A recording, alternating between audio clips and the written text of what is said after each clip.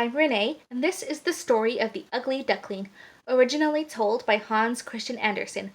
I've adapted the ending and the moral. I hope you enjoy. Once upon a time, there was a happy family of ducks. No, they weren't happy, actually. No. You see, there was one duckling who was different from the rest. While most of the ducklings were small and yellow, this duckling was big and had gray feathers. All the ducklings would laugh at him and say, "You're so ugly, you look nothing like us. You don't belong here." And clumsily, the gray duckling would run off and cry. And the mama duckling would scold them and say, "You shouldn't say those kinds of things to your brother. They're not nice." But the mama duck never actually said that they were wrong, or that the duckling was handsome, or that it's okay to be different. In fact, she secretly wondered, how could a duckling that ugly come from my egg? This is so embarrassing. And the duckling knew. They didn't like him. The mama didn't like him as much as he liked his siblings. So he cried himself to sleep every night. And when he looked at his reflection in the pond, he wondered, "Why am I so ugly? If only my feathers weren't gray and my beak weren't so big." And one day, his oldest sister said, "You should just leave us alone. You make the rest of us look bad." And so the duckling decided, "It's time to just leave. I don't belong here anyway." And the next morning, as the sun was rising, he hopped out of the nest and swam across the pond, where he met a bunny and some mice and a deer, and he asked them, "Can I be your friend? My family doesn't want me." But they all shook their heads and said, "No way, you're too ugly for us."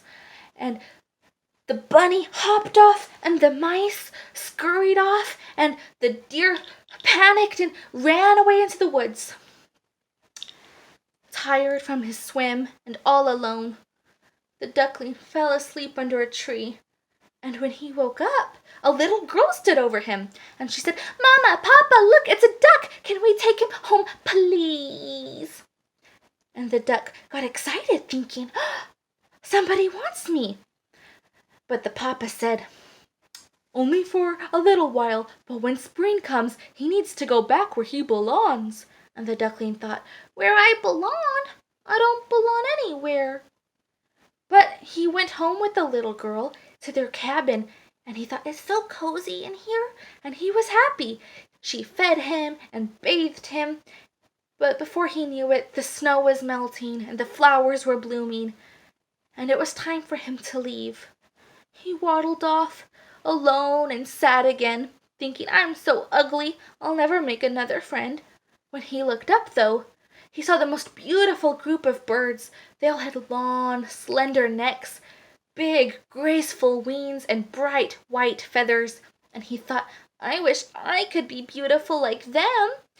And when he approached the pond, he looked down sadly, and he saw the most beautiful, gorgeous bird he'd ever seen. He jumped back in surprise.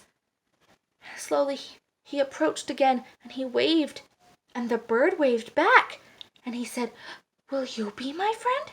And the bird's mouth moved with his, and he was confused. Why was this bird copying him? And all of a sudden there were ripples across the water, and another bird glid across, and she said, "Why are you looking at your reflection? Come on, we're gonna be late to catch up with everybody else." And the duck looked around, thinking, "What do you mean?" And she said, "The other swans. We have to catch up or we're gonna be late." And he said, "What do you mean, other swans?" She said, "You're a swan. I'm a swan. They're swans. Other swans. Come on, we're gonna be late. Come on." And he thought, "I'm a swan? The reflection is me? I'm beautiful?" And he was thinking all these things, and he thought, "Maybe I was always beautiful. I was just judging myself by somebody else's standards."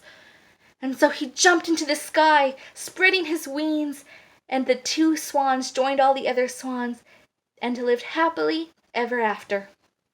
And so that's my story.